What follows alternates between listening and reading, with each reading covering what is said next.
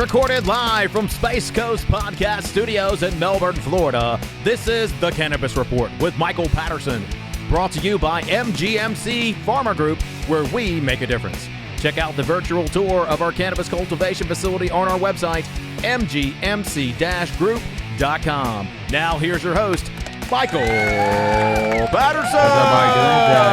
Long way. Happy to have you on the show. Yes, he's looking at me now. You can only tell Mark so much. He doesn't know which way to look, where his camera angle is. So I got this great guy to my left named Ken. Ken is our fan.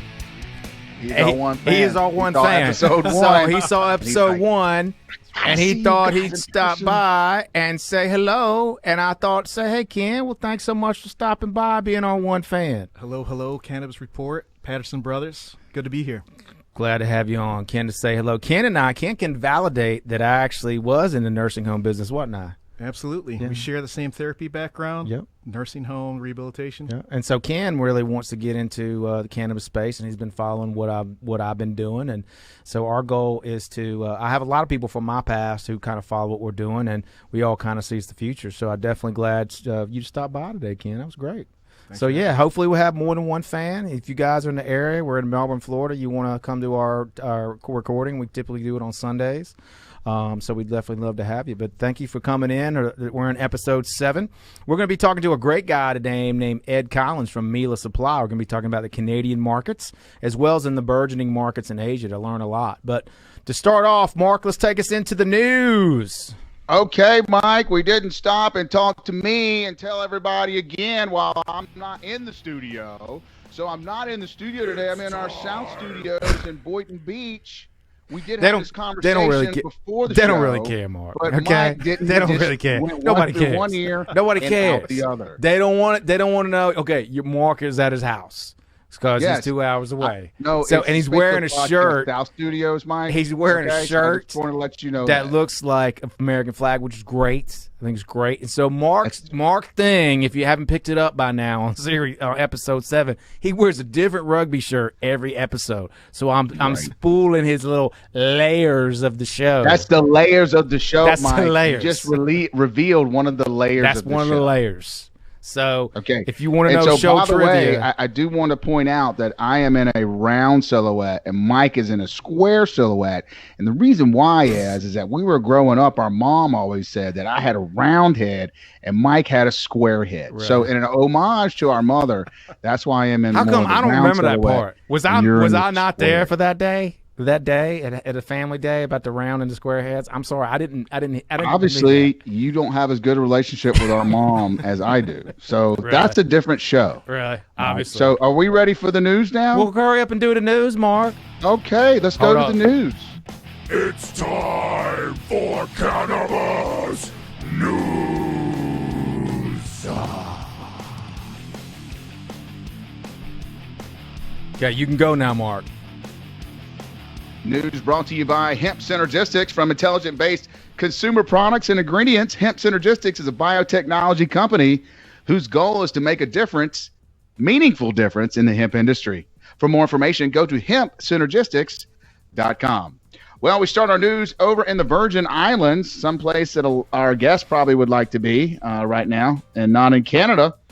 The issuing of the first hemp production license in the U.S. Virgin Islands, that's St. Thomas, St. John, and St. Croix, plus a few dozen smaller islands, has been issued.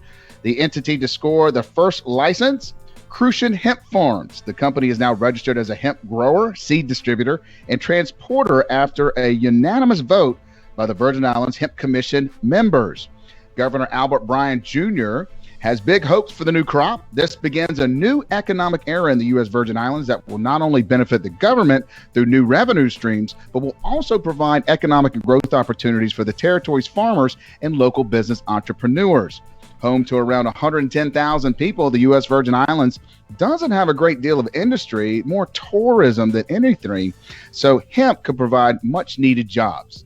It seems the islands will be a great place to grow hemp, Crucian Hemp Farms says, and they will harvest hemp for CBD extraction up to 3 times a year with potential yields up of around 4,000 pounds dry weight biomass per acre. Its hemp plan was given the USDA's blessing in May last year, meaning the program will be operating fully within U.S. federal law. As well as cultivating hemp for CBD, licensed participants will be able to grow the crop for food and fiber purposes as well. With regard to medical marijuana in the islands, generally, the Medical Cannabis Patient Care Act provides a medical cannabis program for Virgin Islands residents and medical tourists.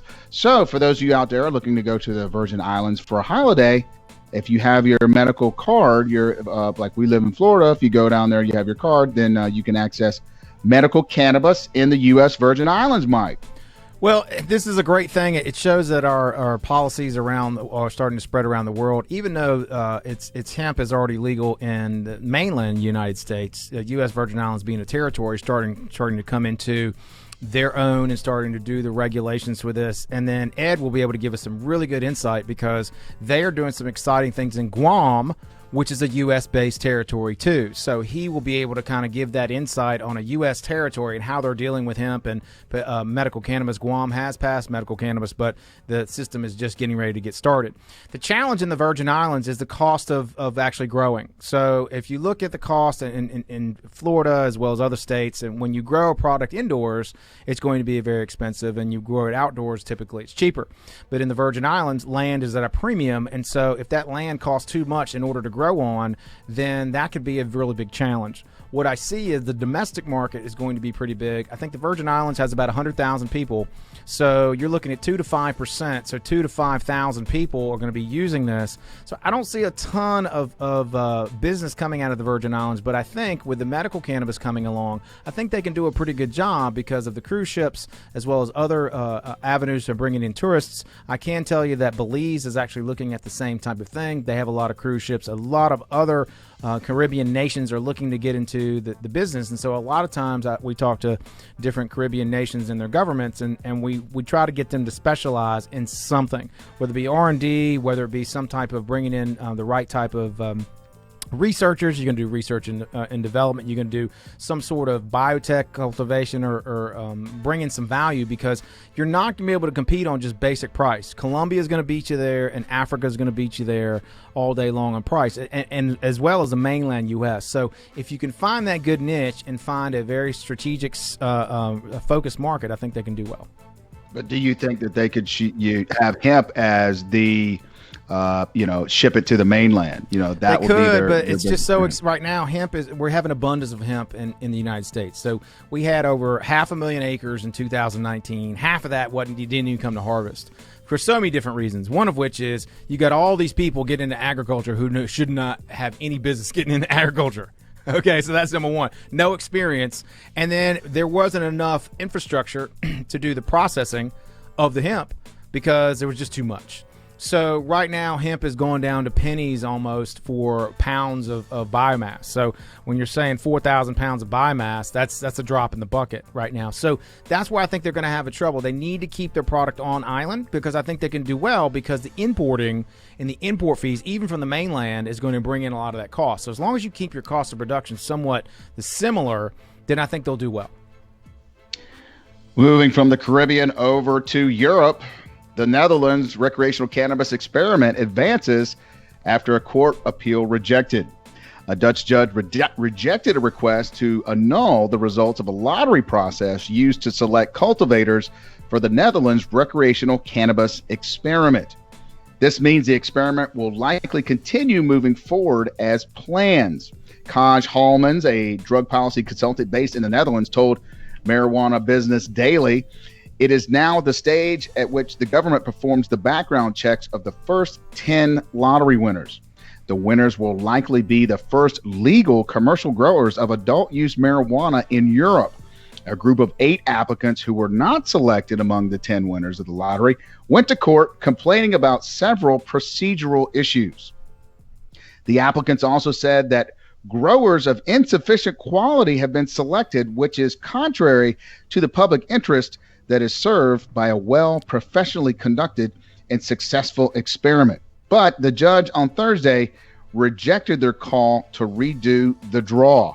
To be eligible for the draw, prospective growers had to submit an application to be evaluated by the government And the selection process involved consulting mayors of the municipalities where the applicants hope to grow.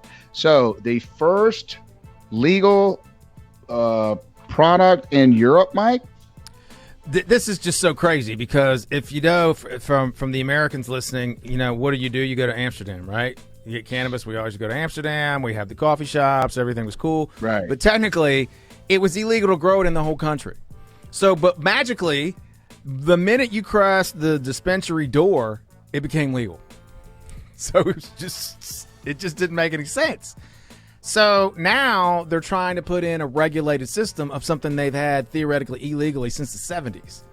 So It's just crazy because everybody thinks, oh yeah, we can Amsterdam is legal. Well, technically it really wasn't. So now they're trying to put in structure is the challenge for Amsterdam is they're having this now pushback against cannabis, which is just doesn't make any sense. I mean, they allowed it for so long, and now they're saying, we don't know how we feel about this. Well, they really need to get their act together because Amsterdam is a great tourist location, and they're going to be challenged because recreational cannabis is coming to Europe. And so if you don't believe me, the country of Germany in October 2020 just voted down recreational cannabis legalization. Why should you care? Because Germany is the largest economy in Europe. And the fact that they've already come to have a vote on it, and the fact that it was backed by the judges in the judicial system because they were tired of dealing with cannabis cases is massive because there's change afoot in the EU. And so with England leaving, now they don't have to deal with England and whatever their laws are. So once Germany goes legal, then Netherlands is going to have to do something because now either they're going to provide product to Germany because remember 10% of their population most likely will use recreational cannabis in Germany. So you have to separate yourself, and this is almost like when Colorado legalized. You have to kind of claim your flag to that industry, and I think they really need to start moving forward quicker. Then they can get more tourism coming back specifically after COVID. But you said that the recreational referendum did not pass. In Germany, but what I'm saying is remember, it takes 2 to 3 times for a law to pass. So the fact they've already started the clock, so to speak, that's critical because the New Zealand tried to pass it in October as well, recreational, and it didn't pass. That's okay. See, everybody looks at, it didn't pass. Well, you don't realize, if you got to go 2 to 3 times to pass, they've already gone through once. And so as the U.S. starts to build in their policy, it's pushing all these other countries to say, well, what are we going to do? We got to do something quick because remember, once the U.S. goes legal, it's the race is on. So we're still technically in prohibition. So these smaller countries, they need to look at this economically and stop looking at it ideologically. And that's how they're going to help shape their policy because that's going to put dollars in their countries for import fees as well as tourism. Staying in Europe, Czech medical cannabis sales surge, but the market remains small. The Czech market for the medical cannabis flower quadrupled last year compared to 2019, according to data published by the State Agency for Medical Cannabis. However, the market remains small. In 2020, roughly 68 kilograms or 150 pounds of medical cannabis flower was sold to patients in Czech pharmacies, compared with 17 kilograms a year before. Expectations that the market would see a tremendous boost after medical cannabis was included in the country's public health insurance in early 2020 has so far failed to materialize. Experts say that this is partly because insurance coverage is only one of the many factors guiding the market's development. Despite that, the market is growing with improved access. October and November saw record sales of medical cannabis with about 7 kilograms sold each month. The number of unique patients, which was below 500 at the end of 2019, has doubled to 1,103 in December 2020. Eucaplast Solvice remains the only domestic producer, with the rest of the supply coming from Canadian producers Aurora Cannabis and Canopy Growth. Thomas Kubalak is CEO of Czech Medical Herbs, a Prague-based importer of medical cannabis, told MJ Biz Daily that the Czech legal cannabis market suffers of conflict of interest, where the country cannabis agency acts as a controlling authority, but also as a cannabis seller. The agency buys cannabis grown in the Czech Republic with public money and distributes it, acting as a challenging competitor for importers. So, Mike, the government is growing it and selling it. How are they going to able to sustain a market for the importers? Well, that's a challenge, and the biggest thing we need to do is put this in perspective. So the main thing is they're really not selling anything. I mean, let's just be honest. 7 kilograms in a year or something. That's right. I mean, to give you an idea, Florida, again, 500,000 patients in the U.S. for medical. California, they're doing about 10% of their population use cannabis on a monthly basis. So they're doing hundreds and hundreds of tons a year of cannabis being sold. So, but what you're seeing is in Europe is kind of like the U.S. right now in the way the countries are. Right? You could say the countries are sounding like the American states right. with cannabis The regulation. countries are sounding like U.S. states, where U.S. states right now are doing everything different. And so that's what Europe's doing right now. Every country is a different country. But the EU, what little I know about EU law outside of cannabis is, you have the freedom to move between borders, kind of like the U.S. states. But the challenge is now with these cannabis policies is that they're doing this way. Canada, and we'll ask Ed about this, they have different provinces have different rules. So some of them have their state-owned stores, and they currently buy and resell it. So kind of doing it the same way, but not at the federal level, but is more the province level. So with these guys, with the Czech Republic getting on board, the main thing we need to look at as a high level is these countries are legalized. So now they got to figure out how to move the balance, and that goes back to the Patterson pillars. And those are the 3 pillars of the industry that must balance, which are patient access, commerce, and public safety. So public safety is super strong in Macedonia because nobody can get the product, so you don't have to worry about it going the wrong places. Well, commerce is slow because there's not that much patient access. So we need to increase the ability for patients to get this medication, and if we can have the ability through the government to pay for it, commerce will increase, and the market will keep going up slowly, but it will keep rising. The challenge is right now it sounds like the public safety is way too strict, and the patient access is way too limited, and that is making commerce suffer. Thanks for your input on the news, Mike, and I'll turn it back over to you, buddy. All right, guys. Well, now we get to take a nice little trip up to the north, to our lovely, lovely neighbors, and a great guy named Ed Collins. So, Mark, why don't you give us a great introduction to Ed? Well, our guest today is a self-proclaimed short but incredibly handsome 5'7", 175-pound native of Niagara Falls, Canada. All righty, he's on the Canadian side and not the American side of the falls. He's the Chief Revenue Officer of Mila Supply Limited, a licensed cannabis producer based in Toronto, Canada. Before that, he assisted to start up the largest cannabis consulting firm in the world, Cannabis Compliance, which was sold to Deloitte in 2019. Growing up, our guest played high-level tennis, BMX, and baseball. Baseball?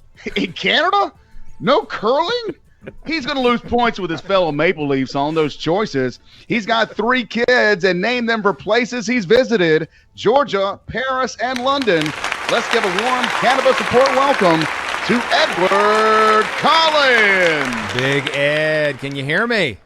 I can. Hi, Michael. How are you? Perfect. We love we were giving Ed some ribbing because we love his setup there at the house. If you're not watching on YouTube, you need to watch it because he looks like the Godfather. It's amazing. I love it, Ed. So glad to have you on the show. It's so please give us some idea on Mila, and then I want to really have the American crowd understand the cannabis market there in Canada and kind of what you did with CCI. And moving into what you got today with Mila. Yeah, so Mila is a production facility in Prince Edward Island, small island, one of the provinces in Canada. We have a 15,000 square foot facility. Our focus is on bespoke product, production of topicals, gel caps, beverages, and other products with. Hey, Ed, if I can interject briefly, bespoke to the American audience means custom. So I just want to let you know that. So I had to break it down a little bit. Sorry. Yeah. I spent a bunch of time in the UK, so right. I had to ask. Language. I had to ask the same thing. Yeah, I was sorry. Like, what is sorry. But I remember I was in a meeting, and they go, yeah, we're gonna do some bespoke products. I'm like, what is bespoke? And they're like, oh, that means like custom. And then another thing as a side, they said we got to get a solicitor involved, and I'm like, we don't have prostitution here. And they're like, no. They're like, no, that's an attorney, a lawyer. I was like, why don't you just call him a lawyer? But anyway, as I digress, I'm sorry. Keep going, Ed. No, that's fine. So we are really helping brands get to the market in the Canadian market. And then, as you mentioned in the introduction, Guam's been a joint venture of ours that we've been working on for the last couple of years. And what we're doing there is, in the initial stages, we're bringing several brands to the island from the U.S. My Jane, Gatsby, London Herbal Co., Dr. Love CBD. We're bringing them to the island and marketing them in about 15 or 16 retail locations, along with a website that we're selling e-commerce through. And that's really to service the island, first of all. There's almost 200,000 people on the island, but the end play there is really the APAC region and the cannabis tourism side. So Guam, as a territory of the United States right now, is medically approved, but very soon will be approved for adult use recreation. So that's important to us because there's about 2 million tourists that come to Guam every year, and mainly from countries like South Korea and Japan, where CBD and THC is very illegal. Right. But we see that as a huge opportunity and a launching pad for that marketplace. Eventually, there won't be many places on the planet that will be illegal for cannabis and other products there. So we see it really as a first mover, as a launching pad, and a place where cannabis tourism can really grow outside of that North American marketplace. When you look at cannabis tourism, you think Jamaica. Well, that's mainly North Americans that focus on Jamaica. And in North America, we're lucky to have at least mostly medical or recreational here in Canada. So I think it's a huge move for us and the brands that we're bringing to the island. And our joint venture is with the largest distributor of alcohol and tobacco on the island. So we're very well positioned there. And you are. I think I'm excited because a lot of people in America don't really understand how this is moving around the world. And so, I think that irony of you guys being Canadian in a U.S. territory, I think is just the irony is crazy in that respect. But they need that wisdom of the Canadian markets. And so tell us a little bit about how Americans, when they think about the Canadian industry up there, they're jealous, but on one side, but then they're frustrated on the other side because, like, well, how come they can make money and we can't? That's what we always hear in that respect. Yeah. Well, I think, it was back a bunch of years ago when the Canadian government decided to go after the illegal market. And a good way of doing that was to legalize, make it profitable for the government, get it out of the hands of children, and have Canada as the first mover in the G7 network. And I think it's been a good thing. It's been a very good thing from a globalization perspective, and to pump up Canadian from a global perspective, our brand. But on the other side, it's been a lot of learning bumps that we've gone through here in Canada. I mean, oversupply, just because of we've had a lot of the large companies really build a huge canopy of growth, and it's driven the price down in the market, whereas the price is still pretty high from a retail perspective because we were very slow in our largest provinces to get into that retail market. Ontario, I think, was the biggest issue, where we, up until a few months ago, only had about 59 retail locations or dispensaries in Ontario for 15 million people. And that was really a big problem, and that really held the growers back from selling into the provincial government, the OCS here in Ontario. And it's very different across each province. As you know, we're legalized from a federal perspective, which means you can use it if you're over 19. But the federal government left it up to the provinces on how to actually distribute the products.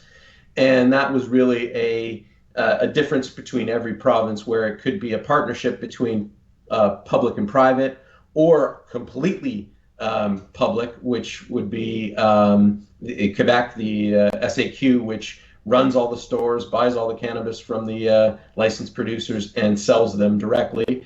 In Ontario, it's the biggest province, where we've seen a doubling every month of the retail location numbers, which is great. We're really starting to get some traction, and we're really starting to see sales go through the roof. And that's because we've got close to 400 stores now. And we see probably close to 1,000 as the capability for the province to sustain, where we can have about 1,000 stores across the province. And that's really the LPs sell into the provincial government, the OCS, and then the OCS then distributes to all the retail locations across Ontario. So it's been slow to kind of get things rolling in the provinces, but being a first mover, we've garnered a lot of respect in the from a global perspective. And as you know, I've spent a year, my last year at CCI in Europe, really developing partnerships, building relationships, and working with governments on looking at the regulatory framework, looking at what products should be going to market, how we move these products across borders. And so it was very enriching. And just being a Canadian person in a company that did a lot of consulting from a global perspective brought a lot of cachet to what we were doing, which was great. Well, I got to tell you, Ed, so it's as an American. So to give everybody a backstory, so I met Ed in Ireland. We had a conference, and every time I go to conferences now, until I open my mouth, everybody goes, "Are you Canadian?" That's never happened to me. The minute I open my mouth, like, obviously this guy's not from Canada, So, but around the world, Canada is a leader, and so I've never met a person from Canada I didn't like. They're all super nice, but their perspective is something that I think we as Americans need to understand, and we need to start looking at that. Canada, and Ed, if you can expand on this a little bit. To me, Canada thinks outside their borders a lot more than America. Can you kind of expand on kind of that way of thinking in general? Yeah, I think, number one, we have to. We're a very small country in a large landmass. Right. We're all, 80% of us live in the shadow of the United States, meaning a few kilometers to the U.S. border. Kilometers, yes. Think of me. I grew up in Niagara Falls, Canada, right. Canada, and I went to university in Windsor, which is right across the border from Detroit. So many of us see us as quasi-Americans without that title. So it's a small country. There's only 35 million people. We have to look globally to be heard. Traditionally we've been the peacekeepers of the world. We're tenacious. We're a small country that has some great hockey teams. Right. And congratulations on the juniors for the U.S. Thank you. Thank you. I worked very hard on that. He's talking about hockey, by the way. So. Yeah. So we've traditionally had to expand past our borders, understand geography at a very high level. Understand geography, period. Yes. 100%. Yes. Yeah. I know where Guam is, for example. Right. Touche. I love it, Ed. Thank you. Yes, absolutely. Also, I want you to ask him about Mila Pharmaceuticals and what his products are, the infusions and all that stuff. Absolutely. So we were getting to that. So yeah, let's come into tell us about with Mila and the products now, and then do you see it to where when THC is legal, do you think about importing from Canada into Guam for THC products? Yeah, so we wouldn't be importing into Guam per se, because we're actually building a facility to manufacture in Guam. That was part of our business plan. So we want to supply the APAC region. We'll buy raw material from cheaper sources. We'll import it into Guam, and we'll produce finished goods in Guam. It's expensive to ship things to Guam, so it's a good idea to service that APAC region from the island itself. Right. So what we're doing is we don't produce our own brands. What we do is we look to partner with other brands outside of Mila, and we'll actually do the formulations. We've just finished a formulation product for an Australian pharmaceutical company for vapes that have a eucalyptus flavor to it. Okay. We're doing capsules for a U.S. brand that's coming into the Canadian market from a CBD perspective. We're working with beauty products and topicals. We have a topical expert on staff, but it's other brands that we're bringing into the Canadian market, and hence bringing those brands into the Guam market also to test that. We look at that market as very strong because of the tourism that comes there and the individuals that come. If you look at the Japanese and the South Koreans, they're very image conscious. Cosmetics is a big part of what we're doing. And so that's a big piece of it. The cosmetics, the CBD products for sleep and for pain relief. Those are going to be big. We're working with some of the hotels on the island. We're working with retail locations. We're working with the duty-free stores. It's going to be a very exciting time for Mila. Well, the thing I love, and the listeners and watchers, is that when you listen to Ed, there's more than 3 jobs in this industry. You're not going to grow it. Everybody comes, there's 3 jobs. You're going to grow it, you're going to process it, or you're going to sell it. You guys are doing a lot of those things behind the scenes, and a lot of times, Ed and I talk about this off air about the value chain. The value chain is going to be massive in this industry. So many companies are coming into cannabis, and they don't know anything about it. So a company like Ed can come in and say, let me tell you what's up. Okay, this is what you need to do, this and this and this, or they can do it themselves and lose a ton of money. I mean, you've seen it for years in Canada. All those companies that come into you as CCI and different ones. Tell us about what are the kind of the thoughts that these companies go through when they come to a group like yours to say, how do we go to the next step? Yeah, so let's go back a bit to CCI. Sure. And I was very fortunate to join early stages in 2017 when a company called NHP, Natural Health Products, was transitioning into the cannabis space for consulting. They had worked with the federal government on getting licenses for products bringing in to bring to market in Canada from a natural health perspective. And then as the cannabis industry started really growing, we had those relationships with Health Canada so that we could go out and fill in a very complex cannabis application and get through that whole process to the licensing side. And we did pretty much everything on the licensing side. We even connect people with people to build their facilities, the HVAC side of it. We did audits. We did recruiting in the cannabis space for them. So we filled their pipeline with people and processes and SOPs and everything else that went along with the actual process. So we got to a point where we actually worked with almost 300 of the applicants and licensed producers in Canada, which is the vast majority of the licenses that are in place right now. So we got to know the market very, very well. And just before it was sold to Deloitte, I joined one of our clients, Mila Supply, who really there were only 2 individuals in the company, and I helped. And I joined because I really wanted to be a part of this startup, and it was a space that really is a needed space in Canada. I agree. One of the things that I saw was we were issuing too many cultivation licenses in Canada. Number one, Canada's not the best place to grow stuff. It's a little chilly there. Yes, a little chilly. Yes. It's a little chilly. It's expensive. Right. Yeah, I mean our wages are high.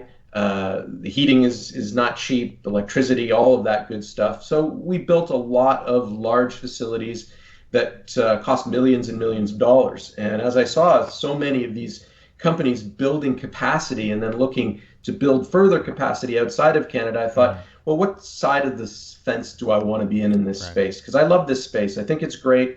I think it's an outstanding medicine and a very powerful plant. And really the space was helping brands get to market and going to the last mile. It wasn't growing cannabis. It wasn't just extracting the oils. It was doing all the other things that put product on shelves. Right. And that's what really Mila wanted to do. And then the joint venture with Guam was a big attraction for me too. We're working with some people in the Philippines to build a partnership there.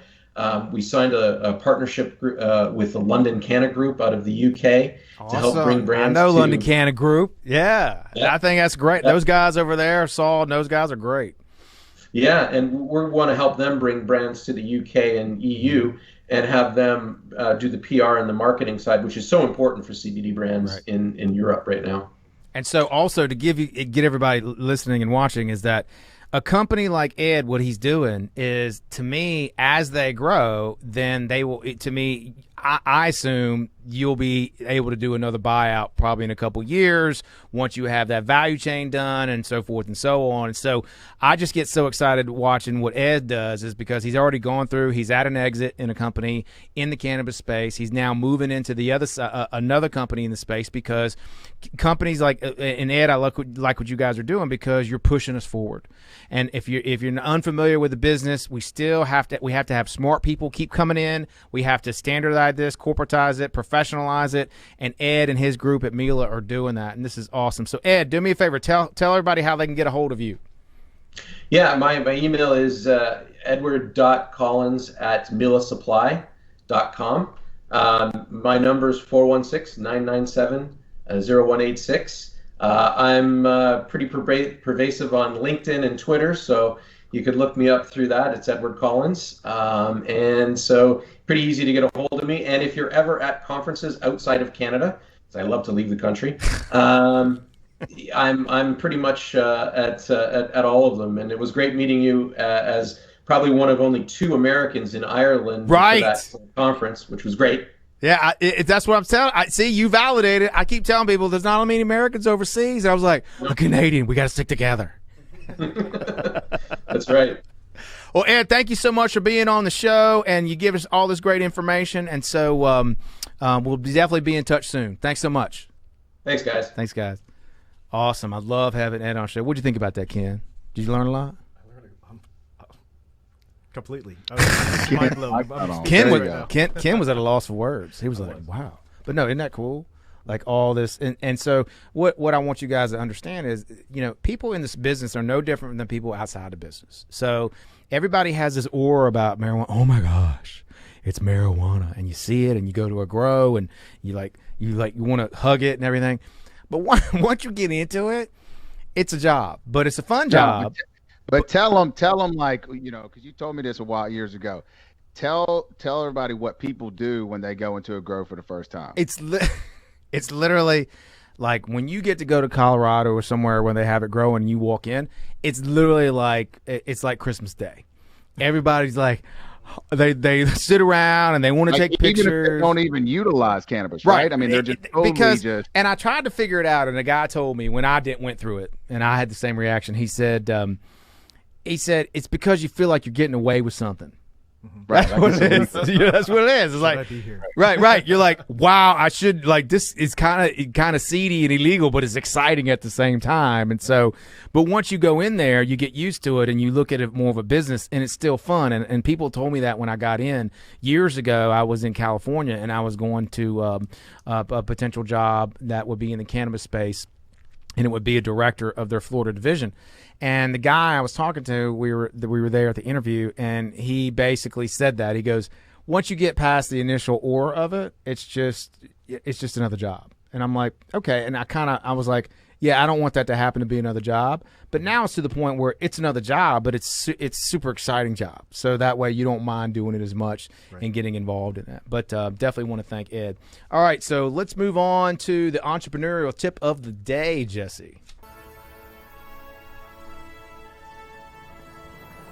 The Cannabis Entrepreneur Tip of the Day.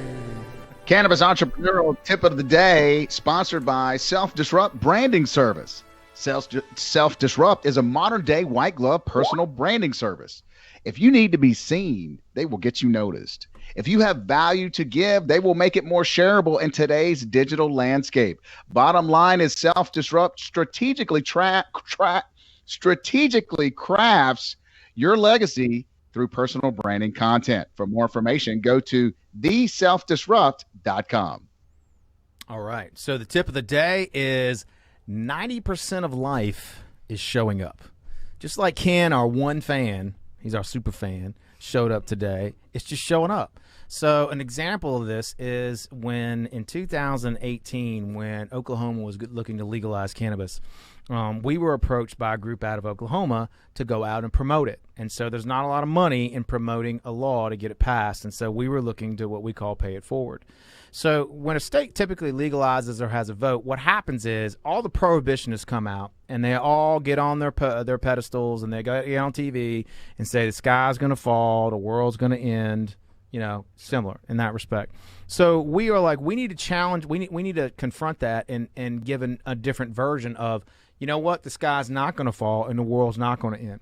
So what we did is we went out to Oklahoma City. We partnered with NORML, and NORML is the National Organization to Reform Marijuana Laws based out of Oklahoma. And they helped us get into what they called a lobby day at the Oklahoma State Legislature in Oklahoma City. So I roll up in there, and we were hoping to maybe talk to a legislator or two. Well, there happened to be all these news cameras there that day, Ken, all of them, and nobody was talking from the other side.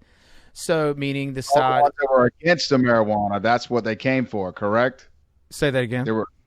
All the people that were talking on the news were against the proposal, right, for cannabis approval. So correct. They were all against it, and then nobody was pro cannabis. So we're sitting there, and I was like, "This is great. I'm gonna get on TV. It's gonna be cool." So I went up, did my thing, and all the stuff is on Facebook. You go to U.S. Cannabis Pharmaceutical Research and Development on Facebook. The video is there, and when we post this episode on YouTube, we'll put that in the notes or in the comments. We'll put the link to that Facebook video of me being on television. So I got on TV for one interview, and then the lady at NORML, she's like, "Hey, they're doing a press conference on the next floor. Do you want to go up there?" I'm like, "Is water wet?" Okay, obviously. I like to talk, as you can tell. So I was like, "Hey, let's go up there and check it out." So we go up there, and they had just finished this press conference. And the press conference was a group that's like no to marijuana or something. So anyway, I'm sitting in this press room, and there's a whole back screen that says State of Oklahoma, looks real official. I was like, that's pretty cool. I need to be able to get in there. So anyway, I started talking to the guy when the press conference is over, and there's two reporters in the back. So they're back like behind me, and they're starting to pack up their stuff. So I go to talk to the guy who's against it, and I'm like, "Dude, why are you against it?" "Oh, we don't like it because of this and this and this." And I started asking him questions. I was like, "What about this? And what about this? How would you do this?" So he got all pissy and he left. And so I turn around, and the two reporters are like, "Hey man, can you do everything you just said in front of the camera right there?" And I was like, "Yeah." So I sat there and got an interview on that looks all real official because I showed up that day and I looked like I did this real professional interview and like, man, this is amazing. It was just because I was there at that time and could take advantage of the situation. So when you look to different things and you're like, "Well, I don't want to go to this and I don't want to go do that." Right. Nobody wants to go do that on a Saturday or a Sunday. You want to go to the beach. You want to go get high if it's legal in a state, or you want to do something fun. Well, remember, at the end of the day, the people who are willing to sacrifice and do things that you don't want to do are the ones who are going to succeed. So just keep that in mind. So the tip of the day is 90% of life is showing up. Great job, Michael. True. Thank you, Mark. So let's move into the final segment. The Cannabis Champion of the Week. Cannabis Champion of the Week brought to you by the World CBD Awards. If you want to be part of the world's only objective product awards competition, the World CBD Awards Conference and Gala is for you. For more information, go to worldcbdawards.com. All right, the champion of the week comes out of multiple continents. Her name is Dr. Danny Gordon. And Dr. Danny Gordon is a Canadian double board certified medical doctor who lives in London. She is a published researcher, American board certified in integrative and holistic medicine since 2012, the world's leading evidence-based natural medicine body, and was one of the first physicians to receive the new board certification in 2017 when integrative medicine became the newest U.S. board certified mainstream medical specialty program.